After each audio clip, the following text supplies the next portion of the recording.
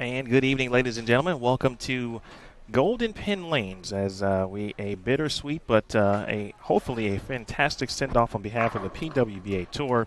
My name is Emil Williams Jr., bringing you the Stepladder Finals of the PWBA Tucson Open, and pleased to be joined by major champion, PWBA champion here, Stephanie Johnson. Steph, how are you today? I am great. You sure? It's awesome to be here. Of course, I'd much rather be bowling, Sure. but this is the next best thing. It is indeed, and we've got four very talented players that we break the mode of players not making multiple shows. That all changes Right. this week. Pretty incredible, though, for 5 Absolutely. weeks to have no repeats, so that's pretty awesome.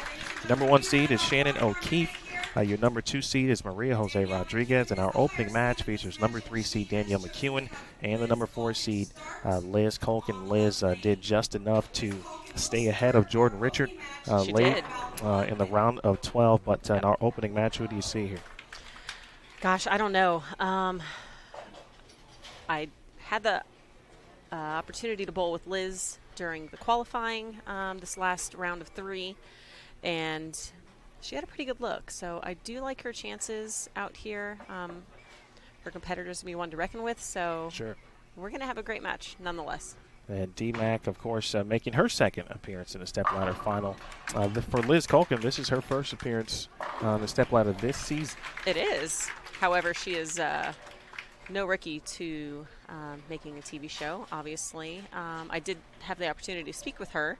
She enjoys actually being at the bottom, so she can kind of see how the lanes transition and get a really good feel for just the pair as itself. So across the center, I can speak to many of these pairs were just very different, even lane to lane. So I do think that is an advantage in some regards, but we'll see how the match plays out. Number 2 seed Maria Jose Rodriguez, who just lit it up earlier today in the round of 32, and that continued on into the round of 12. And then our number 1 seed is Shannon O'Keefe, looking for her second title.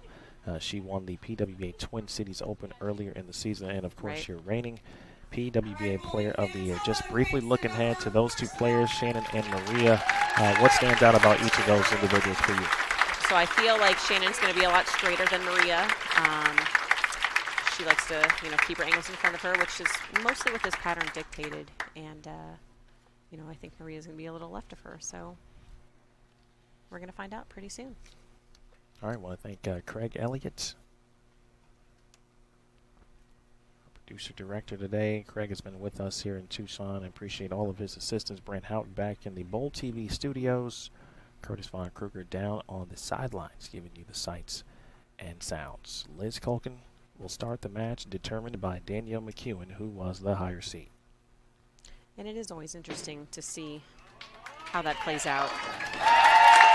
The higher seed does get to pick who starts the match, who obviously starts the match, will finish it first. So that could be a play on, how Danielle might be seeing the lanes, or she just would prefer her competitor to finish before her.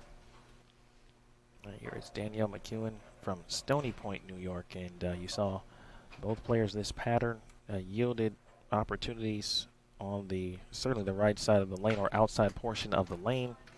And D-Mac answers back here with a quick strike. Yeah, the majority of the players, I would say, played this pattern to the right. I mean, it was a 40-foot flat pattern. It, it had medium volume, 24.75 mils. The distance was medium as well, but a lot of the girls just gravitated towards the right. If you can get your ball to face up on the right spot, some of them made it look like they were bowling league. The scores were a lot higher than most people were anticipating. I was one of those individuals. You just never know. I was not expecting that. Early double for McEwen. I think anytime you have a pattern that's flat, so to speak, I think there's already a preconceived notion that it's going to be tougher. This was a little bit of a higher friction surface, and it is older, so I think that did play into account in allowing the pattern to open up a little bit. All strikes so far. Colkin, first shot, right lane. Bang. Great shot. I did talk to Liz a little bit as well about her bowling ball choices, and she shared with me something interesting, that the bowling balls she has used all week so far have been 2-inch pins on asymmetrical bowling balls. She felt that just allowed her to keep her angles a lot straighter, which she's not really used to doing. Liz's has a little bit of a higher rev rate, so she does like to open up her angle. So by having those 2-inch pins, it definitely allowed her to square up to the lane. Colkin for 3 in a row. Nicely done. And a little emotion. Yeah. From Colkin early here. It's going to be a feisty match here, Emil. Like we mentioned, it's Liz's first telecast this season. It is Danielle's second. But both are not rookies to this scene, for sure. D-Mac. That 8-pin, thought about it. That 8-pin. Wow. It thought about it for just a second. I tell you what, speaking of 8 pins and blower 7 pins, there were so many, I say weird leaves, but just crush the pocket. Ring 10s, ring 7s, 8s. On the flip side of that, of course, there were a lot of splits this week. Because if you got the ball going left of your target, chances of it not holding there and splitting were very high. And we are perfect. And both players, 7 strikes total. 4 now for McEwen, 3 for Liz Colkin. That's kind of what you're hoping for, too. She had the light shaker on the left lane, and sometimes it's kind of hard to beat that carry and loosens up your arm swing just enough. We'll see if Liz can answer here. Giving the crowd something to talk about here early. How about 4 in a row? She'll have it. Pretty exciting. Exactly what we might expect. We do have a great crowd here. I tell you what, the fans here in Tucson have been amazing all week. Indeed they have. And there's a young man who knows what's happening right now. He's on camera. Mm-hmm. But shout out to Tucson, the residents here, the entire bowling community, obviously rallying around not only the PWBA Tour, but certainly Golden Pin Lane's their final professional event. Yeah, really bittersweet. Hook a little. Oh, late fall of the 7-pin. That's what I'm talking about right there. There's Colkin, the 2-time champion. That's what you're hoping for. She won her first major last year at the 2018 U.S. Women's Open. She defeated you in the title match. Right. Again, she did mention to me she does enjoy being the lower part of the ladder. And she climbed the ladder that day as well. She did climb that ladder, so she's right in her sweet spot where she wants to be. All right, McEwen to answer. And a little bit of a weak 10 there. Did you see anything on that shot? Weak 10. I would say that was fairly common. Getting the ball to the pocket was one thing, but getting the ball to go through the pocket was another. So I wouldn't imagine at this point Danielle's going to change a whole lot. Should be a fairly standard spare conversion for her. Keep herself in the match, of course. Still early on, halfway through.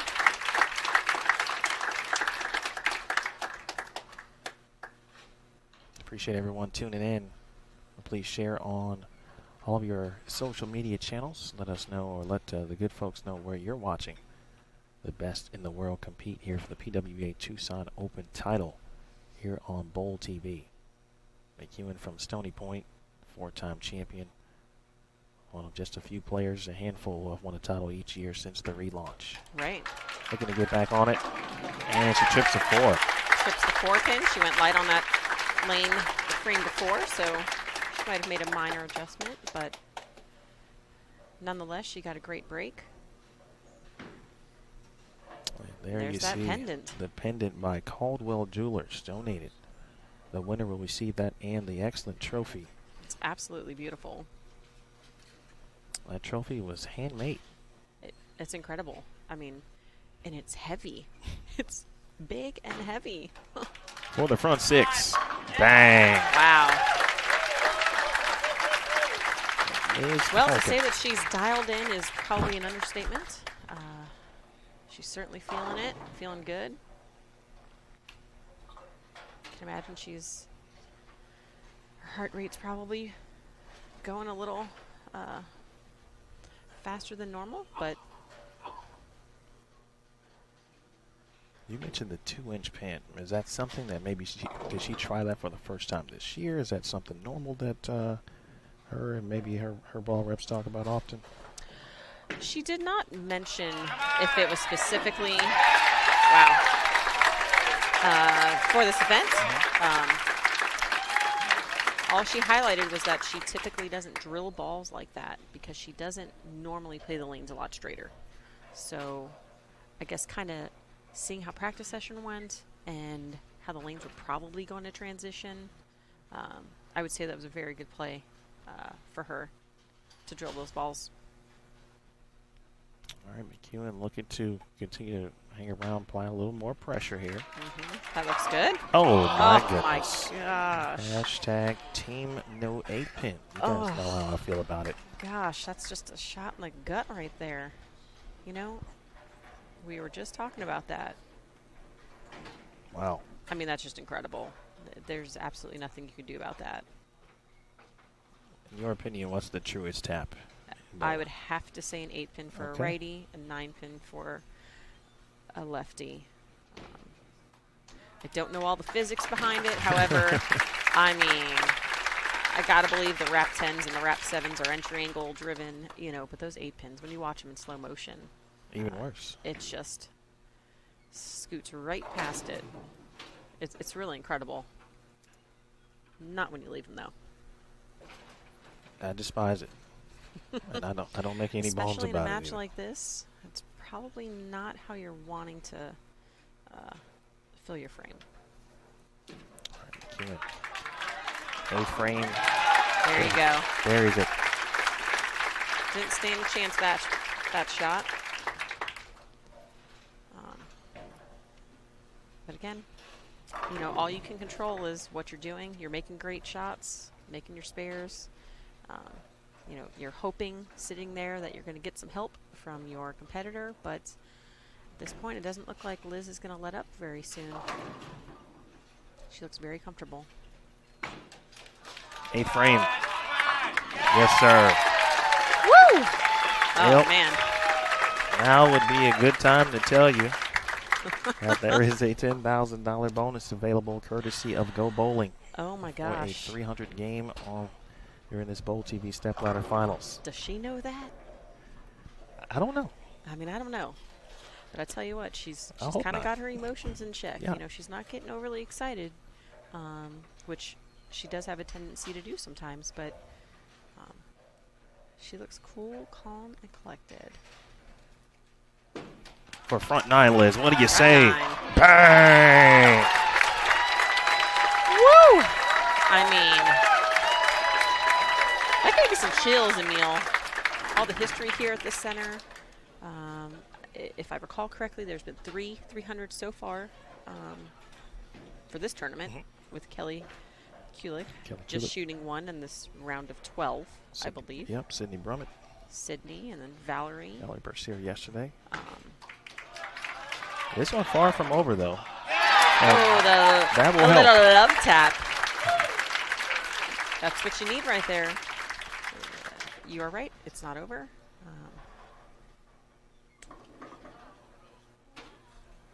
Looks like we got some pins falling there on the right lane. Danielle's going to take a second, let that reset. I think she knows she probably needs them all. And, of course, some help from Liz in the 10th frame. Well, 15 and 16 has presented many memories. Famous championship pair here at Golden Pin Lanes.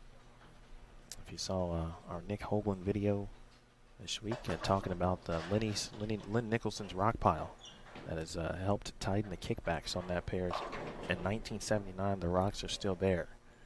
And it's simply an amazing video. Wow. Absolutely. I have to admit I did not see that, so that's pretty incredible. Oh. And a 10 pin there for D-Mac. And for Danielle, she hasn't missed a pocket. A 10 pin, obviously an 8 pin. I think 2 10 pins in this game. At this point, again, should be an easy spare conversion for her. You walk away from this match, and it's one of those that, oof, gosh, just as soon as I say that, Emil. But, again, we're all human, right? So, hats off to Danielle. She really bowled well. Another great event. Threw the ball great. What more can you ask of yourself? I mean, it's hard to beat someone that's got 9 in a row. All right, Liz. So here we go. Front 9, opening match. Read it a little. Needs to hook a little. Oh, get out of there, 5. Right. How about 10? You can see her just trying to calm herself down. She's got her little hands going. Take a deep breath. It's super important to, as a competitor, go through the process. Sometimes we get so caught up with, the adrenaline, but it's just, bring it back down a little bit. Take a deep breath and just get set. This championship pair has presented so many memories. Can we add to it here? It's got to push. Yes, indeed. Oh, my gosh. We are 1 shot away. Front 11. A $10,000 bonus. Gosh. I don't need. $10,000 bonus, courtesy of GoBowling.com. I'm so nervous. Oh my gosh. History in the making. This is incredible. Oh my gosh, I want this so bad for her. We've seen a 299. I could actually in 79 with Nick mentioned in the Queens tournament, the finals. A 7-10 made on this pair, just Staybrook. Oh my gosh, potential so exciting. More history. Here we go. Colkin. Come on, ball. Oh, 299. Oh, my heart. Wow. Congratulations to Liz Colkin. Amazing. Oh my gosh. And we don't even know if she knew that was even a bonus, but all you can hope for is make a great shot, and she might have got a little slow on that, I'm not sure, but nonetheless, obviously a win. So she advances to bowl Maria Jose Rodriguez. The last 300 game was Liz Johnson on television 18 years ago. Oh, that's funny. Our fearless tournament director asking her about striking on 23 and 24. Well, what an opening match. That was very exciting. Wow. And so I'll ask you this, Steph. Absolutely incredible. I'll ask you this. We've seen, I should say we haven't seen that, but if you were, take me through potentially what Liz might have been feeling. Obviously, we're up here just talking about I mean, my knees were knocking. Feel like. You know, and I feel like no matter what level you get to and how many times you've been in that position, the nerves are always there. And that's the moments that you crave. I mean, that's why we do what we do. So, what's going to be key for her this next match is just to relax. This match is over. The lanes are going to transition how they transition, but she's just going to probably just keep the momentum going, and it's definitely on her side. And that was my next question. How does she just continue to essentially move on from what just happened? Because in the hindsight, it now means nothing. It now means nothing. I simply put it that it's just a brand new match.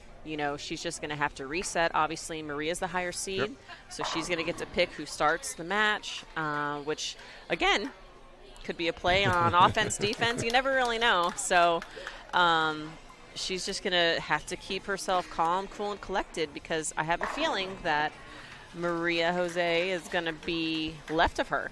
So I don't think it's maybe going to affect her as much, but we'll see if the carry can continue on her way. If you're just joining us, ladies and gentlemen, Liz Culkin just shot 299 in the opening match of the PWBA Tucson Open title match, championship finals, Stepladder finals. Unbelievable. Had everyone here on the edge of their seats. Talk about it was amazing. Sending out a bowling center on a very high note, and that's been one of the keys, obviously, here. Not to, we haven't really harped on it because we don't want to think about it in that light, but the reality is, this is the final professional event for It really Golden is, and there's just so much history here on the PBA and the PWBA tours from years past, and, maybe that would have been the last 300 here. How cool would that have been? Right. Maybe they would have given her a pin from the rack or something. But super cool. Again, amazing job by Liz, and I guess her key to success is just going to have to be just staying cool, calm, and collected, and it looks like she's probably texting someone over here that she's, hoping all her people back home are watching, which I'm sure they are in New York, screaming and cheering for her. So looks like we'll get the next match here started shortly.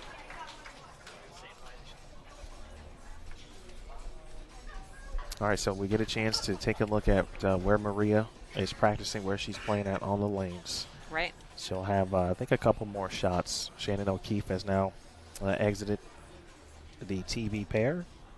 Again, Maria, the number 2 seed. And let's take a brief look at Maria's day here. 1390 earlier today for 6 games, but it was really the round of 32 that produced the She bowled absolutely phenomenal. Plus, oh my gosh. 365. Plus 365. That is incredible. There are girls that didn't even finish plus 365 for the entire tournament, myself included.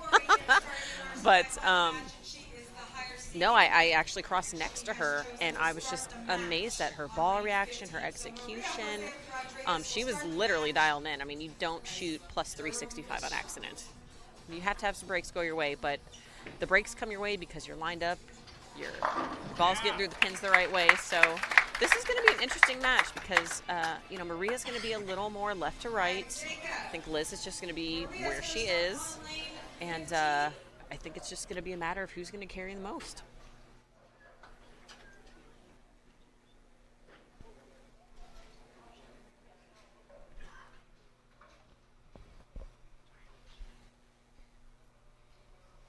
Neil Milligan giving the final instructions for these competitors. Maria Jose Rodriguez from Colombia is 4th in the Twin Cities Open, making her 2nd Stepladder Finals appearance. A 2-time major champion on the PWBA Tour, winning the Queens back in 2014, and, of course, most recently, the 2018 PWBA Tour Championship. Right. Again, no stranger to this setting, so it ended up being a very experienced group overall from a Stepladder Finals. It has, and I don't even know if we've noted all different brands are represented here for the Stepladders, and I believe that's the first time this season. Excellent opening shot there for Rodriguez. Right, and as you can see, she is definitely left of Liz.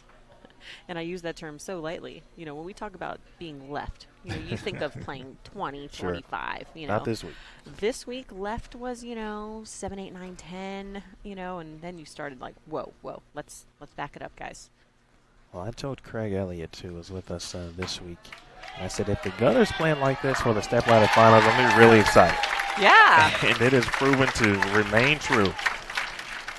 It has. And Liz isn't stopping. I did speak with Bill, who is a representative from Kegel, about the pattern specifically. Again, it's a 40-foot flat pattern with medium volume. It's a medium distance. But he did say that this week we are using their newest released terrain oil, which he mentioned to me is their hookingest oil that they have. Ooh. She's safe. Stick the landing, Culkin. How about it? Wow. I'm sorry. That caught me mid-sentence. That scared me for a second. But she stayed behind the foul line, and I think she's just going to sit down and decompress there for a second.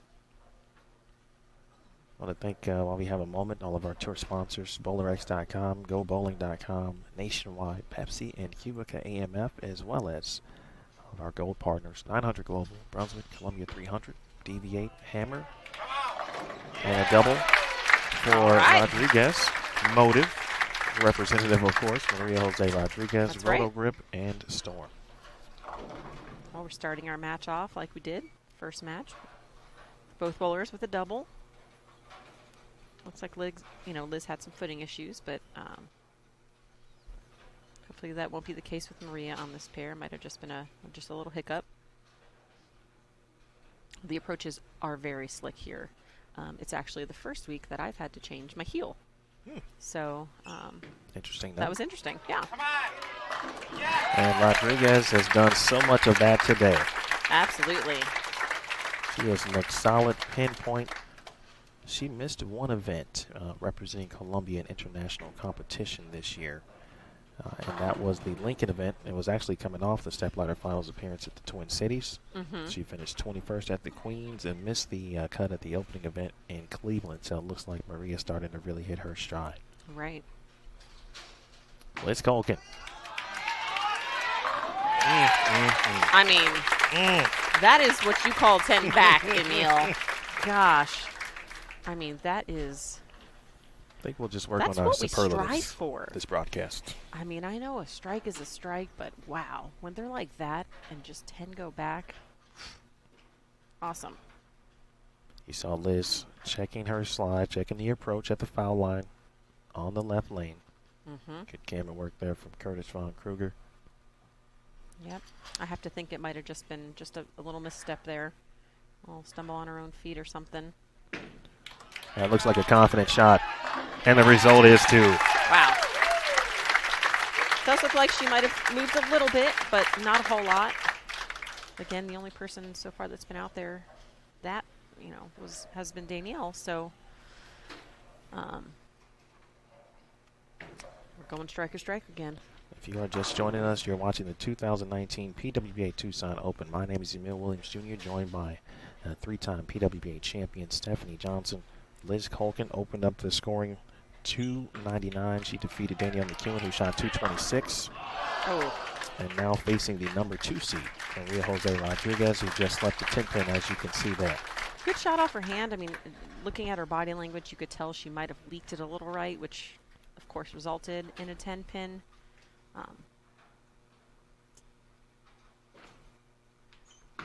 But so far, we've only seen 9 counts. So, again, that's a good point. It's not two matches. Not been the case, I would say, throughout the week. Lots of circles up there, and splits almost everywhere you would turn. But these ladies are in a very similar part of the lane, so I would say the transition is going to be a little easier. We saw a lot of bowling balls from Rodriguez literally peel from the gutter this week. But not playing that extreme and giving it away as much as we've seen her earlier today. She got that little late love tap there on the 10. She was probably hoping for it on lane 16, but again. 9 spare and move on. Very eerily similar to what we saw in the opening match with both players. I think Danielle had the front 5 or 6. Yeah. Rodriguez runs in early, but still. And here we are again. Clearly lined up. And so is Liz Colkin. And the 10-pin still riding the wave a little bit. And gives a, acknowledges the crowd, certainly. Well, this is the first time she's taken out her spare ball, Emil. She has not shot a spare yet. Muscle memory, right? Yeah, you know, I'd like to think, you know, you stand in the same spot, you look at the same spot, and you hit it, but that doesn't always happen. It's going to get there. But she made it happen. I got to be honest. If that was me up there, I probably would have gave that one 1 or 2 additional seconds that wasn't necessary and making myself potentially miss a 10-pin there. Yeah, I mean, you got to make sure the ball fits. Yeah, it's weird. Right? You haven't thrown it for, what is this, 15 frames? She left a 9-pin on the field to shoot 299, then opened with 4 in a row. That was 15 out of 16. It's incredible. Again, just taking her time. Of course, interesting enough, at the moment now, a tie ball game. That maybe be left. It is left, and now the first real troubled shot, obviously, here for Colkin. And she knew it off her hand. You know, she's just going to have to take a moment here. Just bring yourself back. I think the 10-pin might have shook her up a little bit, but... So we'll see how Liz handles this. Certainly convertible. Not a car. Right? That'd be fun if we would win a car. Right. So our first open for this match. And it comes on the hands of Liz Colkin. Yeah. And now Rodriguez. So for the first time, she finds herself down in the match, of course. Looking to kind of just step up here, put 2 strikes on the board, and allow Liz to think about it a little bit here. She's been kind of controlling all of the excitement and the momentum, and Rodriguez can steal it. She likes that one. Oh my. Maybe a break. No. So we can definitely talk about the 710. Okay. Was it popular? It was very popular, and not in a good way. It shots exactly like that. They look good until they hit the pins, and it's just like, instead of it being 10 back, it was 8 back. Oh, we've seen everything else. Okay. And here we are again. You know, now we got Liz in the driver's seat. So, I would say that's how this week went. I can speak for myself, but you would look around and there were splits everywhere.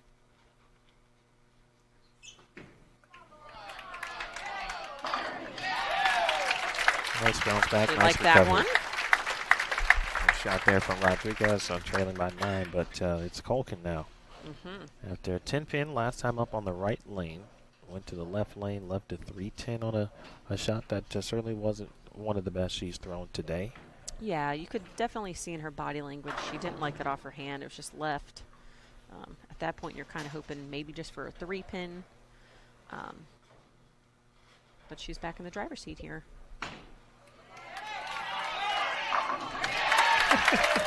A little ballet kick there? What would you call that? I don't know. I thought she was going to go with a toe tap, but because she does that sometimes as well. She mostly does the toe tap when she doesn't like it. Fair enough. I mean, that was my experience. So no toe tap there. 10 back. She's back in control of this match.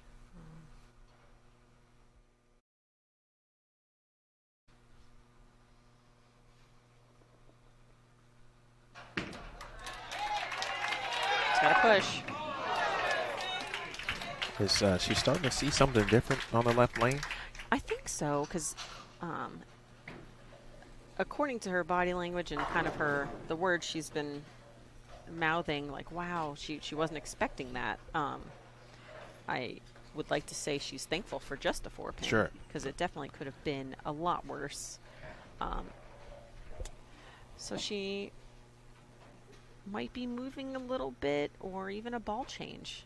She did drill a couple different balls. So if she's starting to get to where Maria's at, she might be seeing some of that. Look at max score 236. Rodriguez right now 247.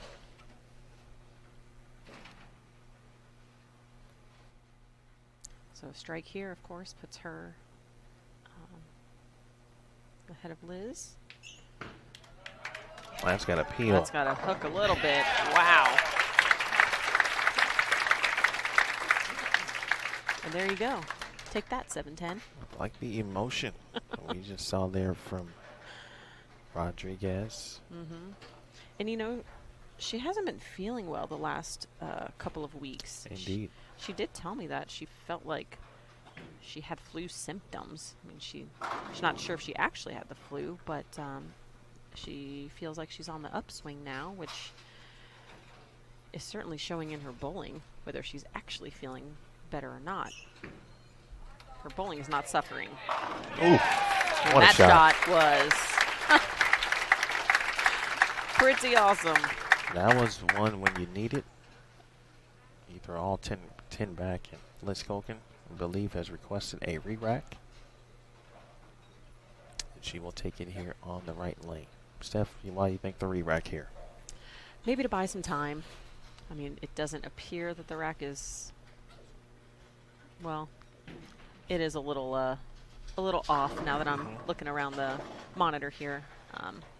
But re-racks always buy yourself a little time just to kind of breathe, and at this point, she kind of needs them all, or at least that's probably what she's telling herself, because you, of course, don't know what your competitor is going to do in the 10th frame. But she's been pretty solid on this lane. Excellent shot. Much there needed. You go. Uses the re-rack, looks over. Ball reps there, Chuck Gardner. Your ball rep representing Brunswick. Again, max score is 236 for for Liz Colkin, 247 for Maria Jose Rodriguez. So obviously, doing the math, if Liz strikes out here, it's certainly going to force Maria to at least get a strike 9 spare to tie. But we'll see if Liz can put some pressure on her right now. She has had some trouble on this lane these past 2 shots. If she makes an adjustment. Oh, hook.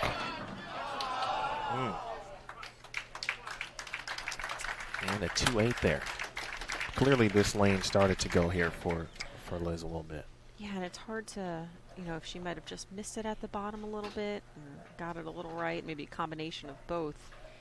But not uncommon to see a leave like this after you've gone high twice. Sometimes we overcompensate just to have the safe play. But a great spare. Not an easy spare on any pattern for that matter. I was talking about that 2-8 earlier today. Looks like she's going to just make a ball change. You never know. Winner will move on to face the number 1 seed, Shannon O'Keefe. We'll be looking for her second title. Practicing off in the distance. Yep. Her second telecast this season so far. And that is second title of the season. It would be her 10th career. Correct. That is a goal of hers. It absolutely is. All right. Okay. 216 for Liz Colkin.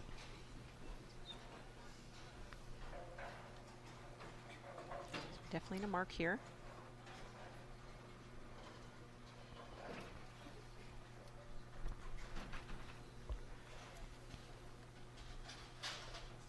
All right, plain and simple. Rodriguez looks solid, though. She didn't. She wasn't sure. I'm not sure about that body language because it looked good, but I don't know if she maybe wasn't feeling it. I don't know, but makes sense. She's going to change balls here. She's got the match locked up. She's obviously advancing to the championship round against Shannon O'Keefe. Just give herself another look. Same ball, different layout, I would imagine. And Maria does that a lot. Actually, looking at some of the previous Stepladder she's been in, she is not afraid to throw 2 different balls on each lane, and then also throw, obviously, and everyone, I'm sure, has, a couple of the same ball, different layout, etc. Right, absolutely. Sometimes that ball just looks the best for you. So when the transition happens, you don't want to go to a completely different cover and core. You want to stay with what you got, maybe just a different layout. Maybe one has surface, one doesn't. So it's very common to see that.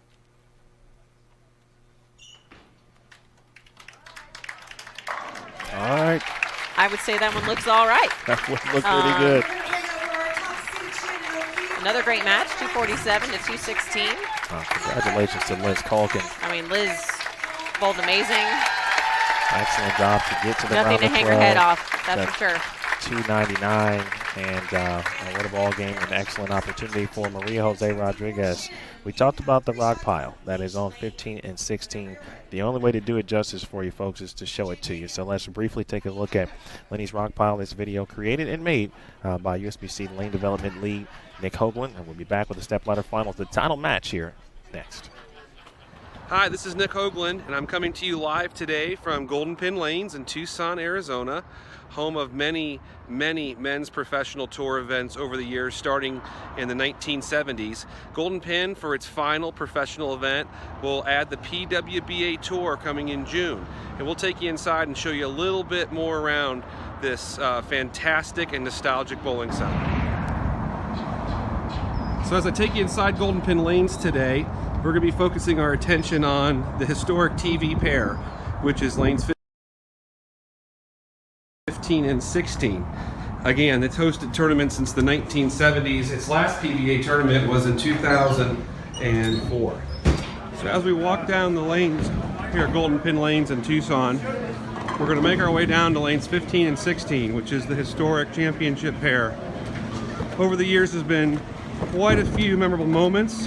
Jess Stayrook making the 710, Walter Ray Williams Jr. striking out to win the title in 1993, and also the TV round finals of the Queens back in 1979 when the women's national tournament was here in Tucson at Golden Pin Lanes. So I'm going to focus your attention on the area between the kickbacks on lanes 15 and 16. So I'm sitting down here in front of the masking unit at lanes 15 and 16 at Golden Pin Lanes. And I'm going to show you something between the two kickbacks here that I've never seen anyplace else. So in 1979, the women's WIBC National Tournament bowled here at Golden Pin Lanes. And Len Nicholson, who works for Kegel now, was the lane man here at Golden Pin Lanes. They lived in Tucson. And every day, he would bring rocks from his house up in the hills and place them in between the kickbacks. And why, you would ask, why would he do that? It's because this pair, he knew, was really low scoring. And so he wanted to tighten up the kickback panels by making them more sturdy by placing rocks and boulders in between the kickbacks.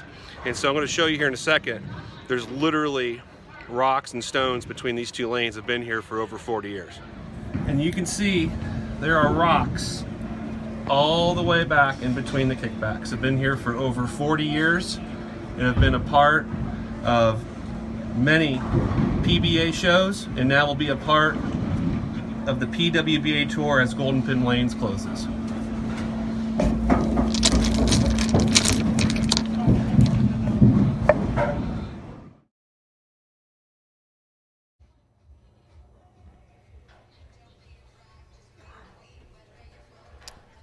How about that, huh? That was pretty incredible. Wasn't it? I would say that's the epitome of improvising right there. That is that was awesome. The great Lynn Nicholson. I had no clue. The great Lynn Nicholson, who came up with that. And as Nick told the story, he saw something with 15 and 16, and wanted to figure out a way to tighten the kickbacks and the rocks from where he was That's staying pretty cool. in the area at the time. So I think the champion today should get a rock from the back. I think so. That would only be right at this point. Getting the pin is overrated. Like, now you get a rock. I like that. I like that very much.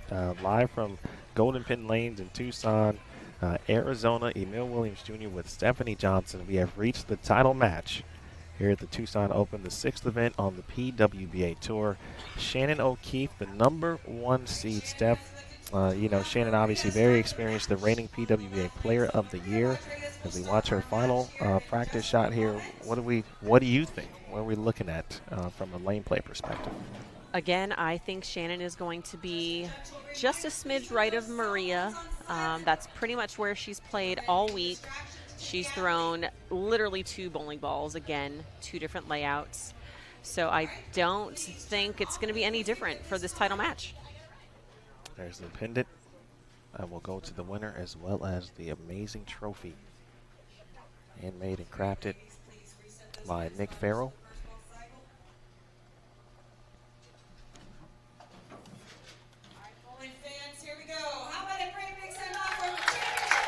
All right, here we go. Here we go. So obviously Shannon has opted for Maria to start the match. This is the final championship match held at Golden Pin Lanes. The bowling center will be closing at the end of the month. It was purchased by the county. And this is it. This is it. Ooh, that one's got a peel. Ooh. Looked like she got that one just a little right down lane. Not uncommon leave over 10 pin.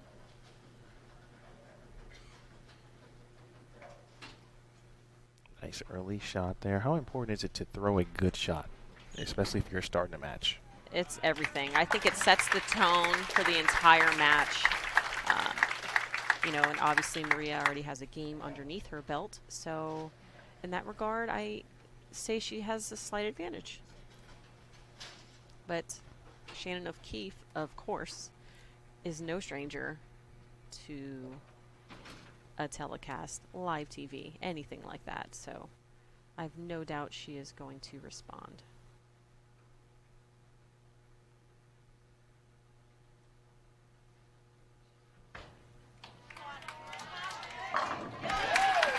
Nice opening shot there for Great O'Keefe. shot. You see the demeanor already. Very Yep. stern, very focused. That's pretty standard for her. She bowls to win. And that look on her face says it all. I wouldn't doubt some fist pumps coming up here pretty soon, assuming, she's got some momentum coming her way. But for now, I think she's just thinking of just throwing a great shot. Second frame, Shannon O'Keefe, reigning PWBA Player of the Year.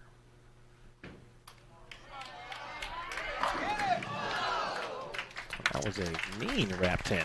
That was very similar to Maria's. But again, a makeable spare. Shannon really prides herself on great execution, great spare shooting, which you don't get to this level and the #1 seed not having those in your corner. So I know that is something she preaches to her Bearcats. She has talked about that this week already after she took the lead in round 2 of qualifying and has held the lead since. But the spare shooting and execution, she has tried to keep it very simple to those keys, if you will. And sometimes it is that simple, but it cannot be so simple at the same time. We tend to overcomplicate at times.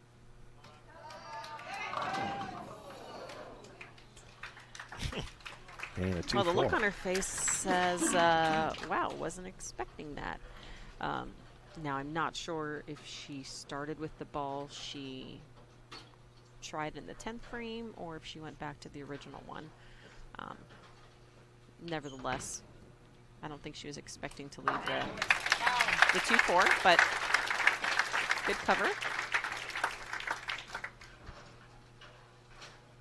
This match is obviously starting a little differently than the last two with the, front 4, front 5 each game. Yeah, I mean, obviously Culkin with the front 11, of course, but even Danielle had the front 5 or 6. Right. Maria started with the front 3, and in that match, Liz had the front 4 as well. Wow. Got it right. Talk about peeling back. Got it right, and that one certainly made its way as we get a good look at Shannon O'Keefe. We talked about Shannon, really nice story for the program called Encore, and what might this season look like for Shannon after winning PWBA Player of the Year, having a career season. And yeah. How do you get that? How do you follow that up? And she said, well, if I am to win PWBA Player of the Year, certainly I'd like to, but it's probably going to look, vastly different from what it looked like certainly last year. So right now, she could put an early stamp potentially in that category. I was going to say, here we are, week 6. She's going for title number 2 of this season. There's the fist bump I'm talking about. Yeah, of course. I mean, I'm very close to Shannon. We're roommates on tour. And, you mentioned reigning player of the year. And, her focus is just 1 week at a time. If at the end of the season it culminates to that, then that's great. I know it's a big goal of hers to get to 10 titles, which this, of course, would be number 10 if she were to pull out a win. But she's really focusing on not equating her successes to wins. And I think that's pretty cool. First double of the match. Here goes to O'Keefe. She liked it.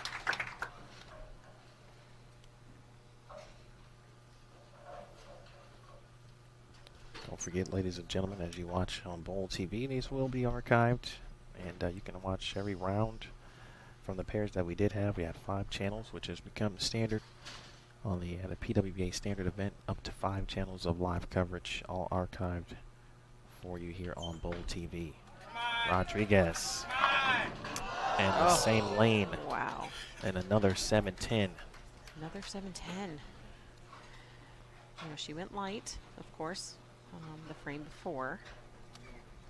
And she did leave the 7-10 the match before. Wow. It's really unfortunate. She'll go 7-pin this time. And gave it a run. So the first open frame of the match, and Rodriguez now with 1 strike. I mentioned O'Keefe 3 out of 4, working on a double. And Maria got to be careful to not let this one get quickly kind of out of hand or out of control. Correct. Again, just 1 frame at a time. Sometimes easier said than done, but she's had excellent recovery shots as well. Last looked exactly the same. The left lane. I mean, obviously.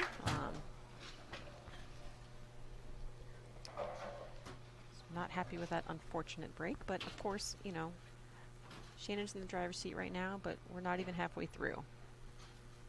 A good look at the crowd. I want to thank Karen Bustos, who has put in a lot of time, a lot of dedication helping to get the event here to Tucson and Golden Pin Lanes. Certainly the entire staff, all the proprietors here. What a way to spend a week here in Tucson. It's been excellent. It really has. These people are awesome. Not as excellent as that shot from O'Keefe. Absolutely. She is in the zone. She's focused. Exactly what you would expect from her.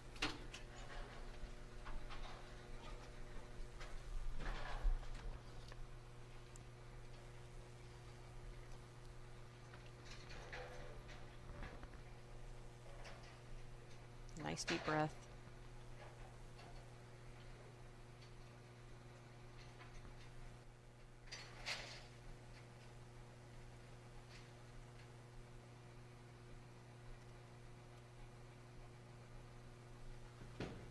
Sixth frame, Shannon O'Keefe.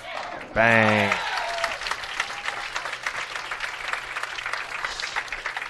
She's dialed in, Emil.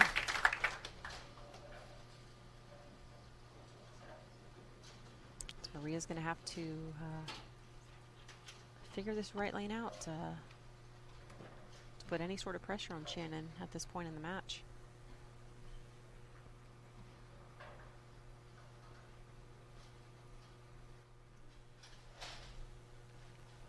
Maria, last time on this lane, a 7-10, ball change on it. Oh my goodness. Oh my goodness. Wow. I mean, what do you say to that, Emil? You know, 2 7-10s, ball change, and an 8-pin. An 8-pin. If I recall correctly, Danielle did the same. On the right lane. 8-pin on this lane.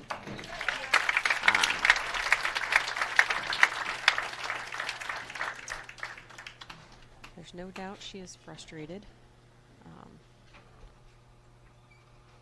to throw the ball that good and not be rewarded.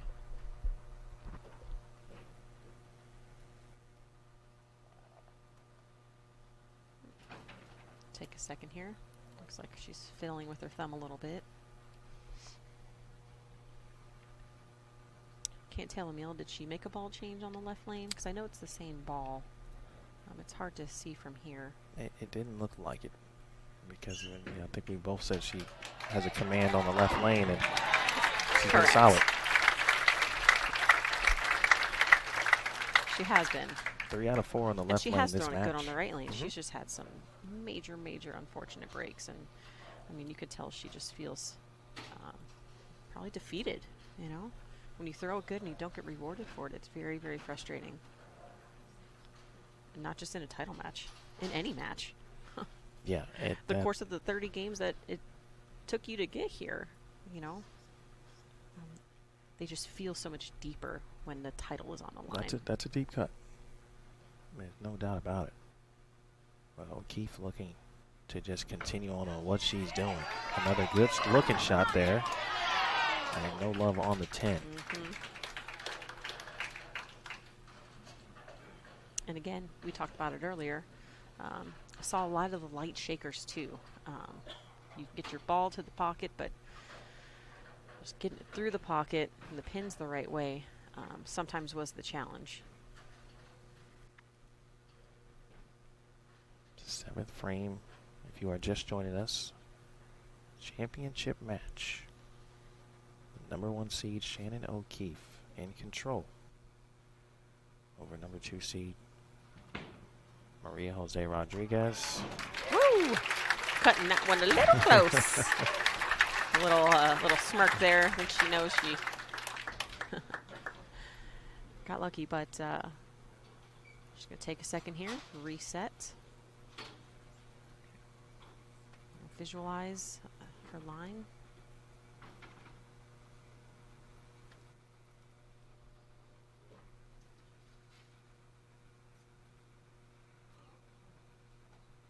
O'Keefe, of course, head women's bowling coach at McKendree, talks about her love for what she does on a daily basis.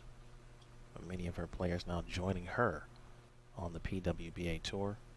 Always looking to be an example. It's a very proud moment for her. And another good shot for O'Keefe. And some patented, what is now really patented reaction shots from Shannon. It is. It really is. I think I mentioned it in the second frame, that we were going to see it. Just a matter of time. Late in the match. 226 still out there for Rodriguez, but this right lane. She's got to get some help from it. She needs some love.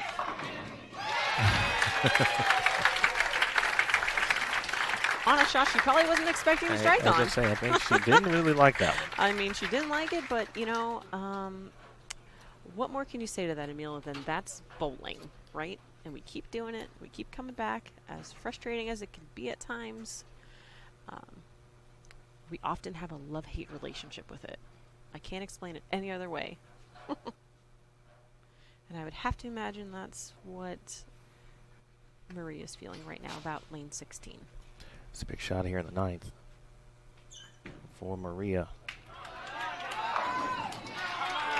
Oh, almost another 7-10 with the late Might slap out of the 10 pin there.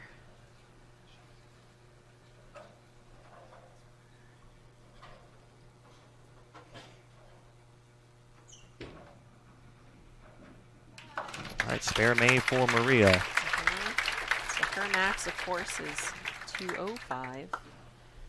Shannon's max would be 259, assuming they both strike out. So strike here, I think, is going to seal the deal for Shannon.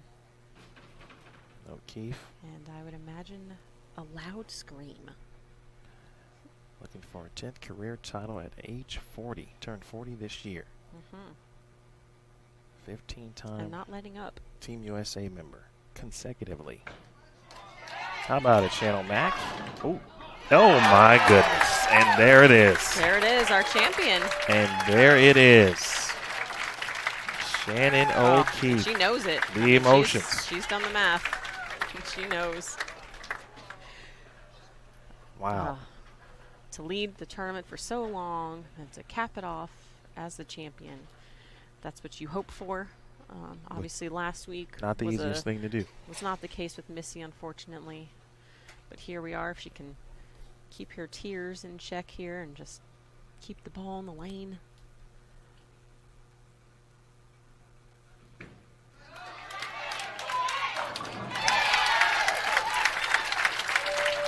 Getting choked up, certainly. I think there's some Bearcats here. Her husband is here. Of course, the ball rep, husband Brian. I can't handle that. Oh, you better stop it. You got to go interview her. I know, but she cried when I won. I will say this. I was about to say, someone in the chat did point out that she presented me mine, and now I get to do the same for her. 10 titles. 10 career titles for Shannon O'Keefe. It's absolutely incredible. She's such an inspiration to so many people, not just her Bearcats. And so well deserved, Emil. I mean, she bowled so good. And just to cap it off. And we got some deadwood. What an interesting, what a way. Oh, here we go, here we go. My man, Matthew. This guy has been phenomenal. Give it up for him, folks. I mean, he's just going to hop over like it's nothing.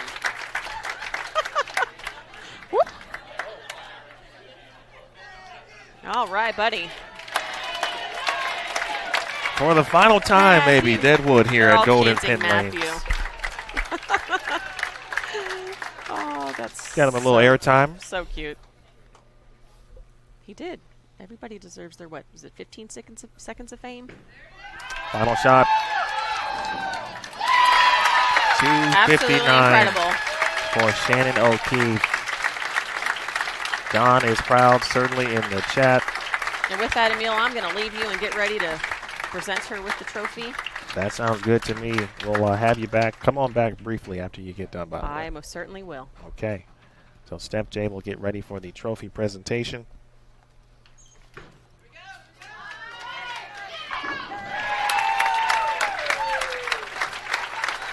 Maria Jose Rodriguez finishing things out.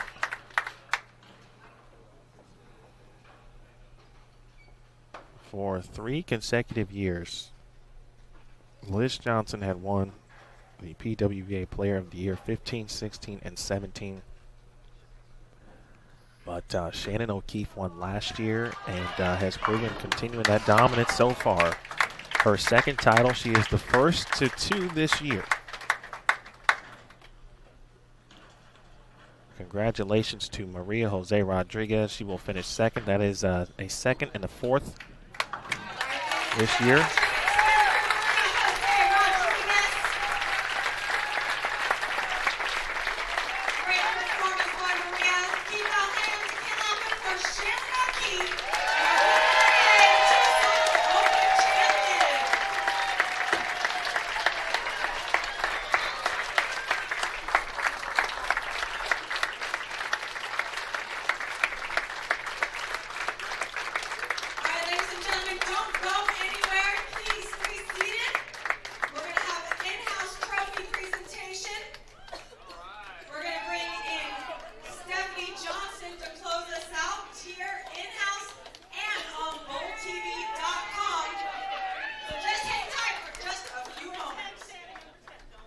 Well, hang tight, folks, as we get prepared for the trophy presentation.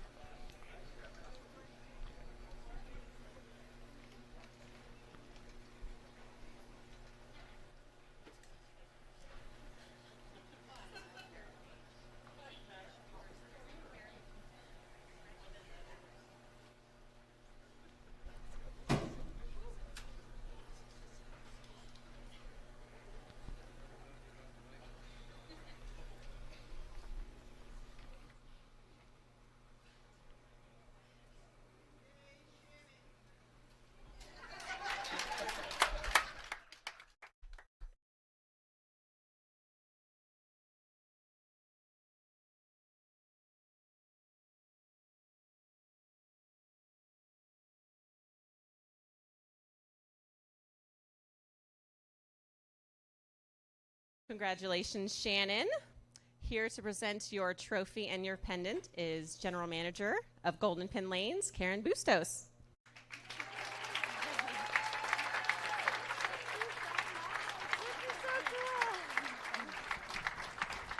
I'd like to congratulate you on your win and terrific bowling. All the ladies today bowled wonderful, and good luck in the future. Thank you. Thank you so much. You got it there? It's a little heavy. Pretty. All right, Shannon. This is your second telecast this year and your second win. Walk us through some of your keys to success for this week. The biggest keys for me this week was just try to stay patient. The first round I was frustrated. I know this seems really silly, shooting 220 every game. I was frustrated. But I'm not a scoreboard watcher, and I saw big scores all around me. So I was like, once I saw the scores after the first set, I was like, okay, just chill out and control the pocket and make my spares. And that's just kind of the mindset I was in the whole rest of the tournament. Lots and lots of history here at Golden Pin Lanes. And you are now the last crowned champion here. How does that feel? Being the last crown champion at Golden Pin Lanes it's incredible. This is my 10th title, and 5 years ago when this tour started, I just wanted one, and now I'm at 10, and to be able to do it here, I'm so grateful, and I feel so blessed. God is so good. Yeah.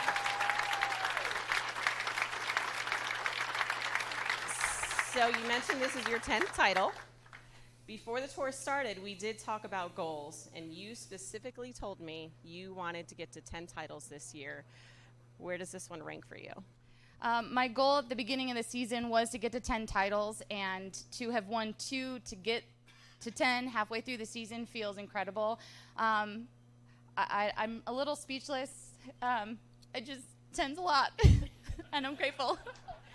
Amazing bowling all week. Thank you so much to the fans here in Tucson and everybody tuning in to Bowl TV. Make sure you guys tune in next week as we head to Southern California and Found Valley. Good night. Well done, Stephanie Johnson. Shannon O'Keefe now, of course, will have all of the photographs. I think we may have perhaps maybe a couple more announcements. I'm not sure. You might be good. I think so.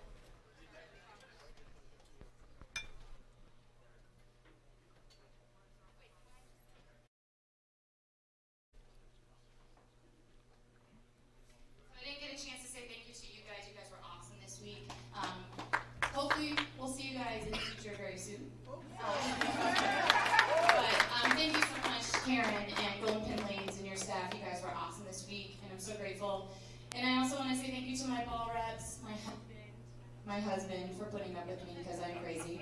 And I couldn't do this without you guys, throwing the best brands in the world. Thank you so much to Hammer and BBI and Vice and High Five Gear and blah, blah, blah. You know the deal. But thank you guys so much. You guys rock.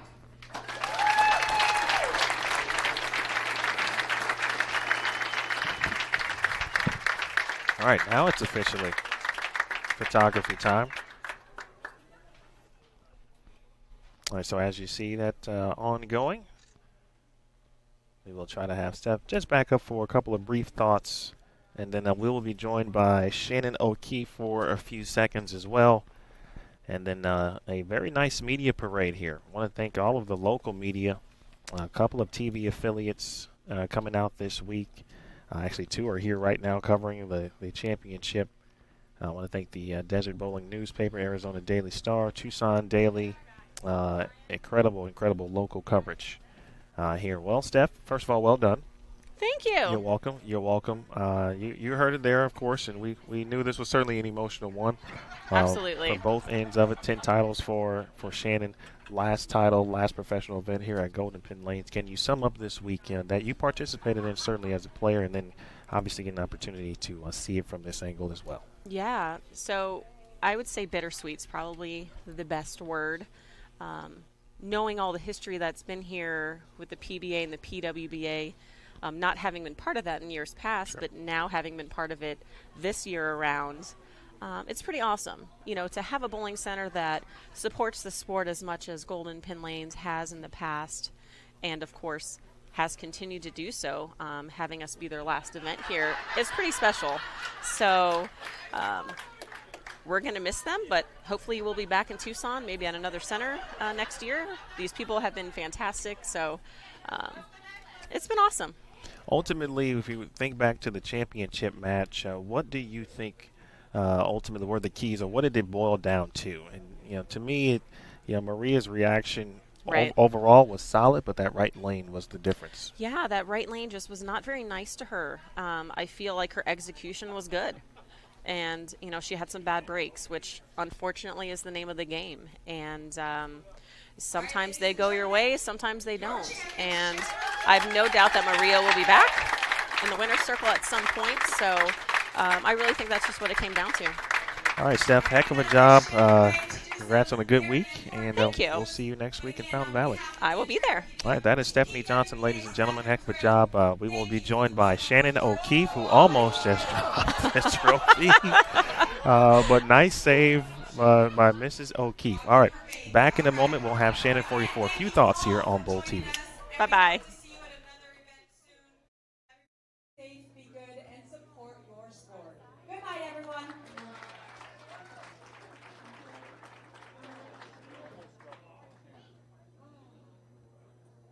We need you in the booth.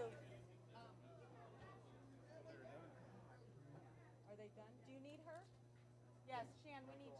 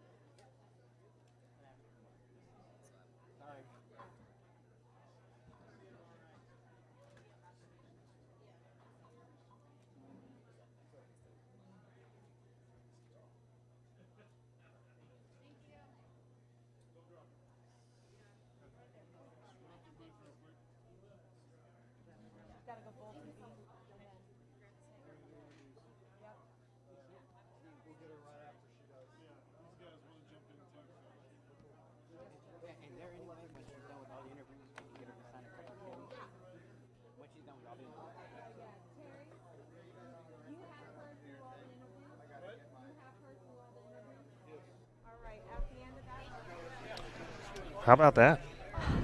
How about that? Congratulations. Thank you. Title number 10. When I called you earlier this year to talk about what I was going to write for the PWBA program, you said you wanted to win 10 titles. Yeah. It's here. How do you feel? Don't even have words. I feel blessed. It's pretty awesome. It absolutely is. Did you think it would happen this quickly? No. No. This was awesome, and to be able to do it in a center that's closing that has so much history, and a really funny story. I had this weird gut feeling. I said, there was this guy, maybe he's listening, back in Rochester that I bowled league with. His name was Jason Krakel.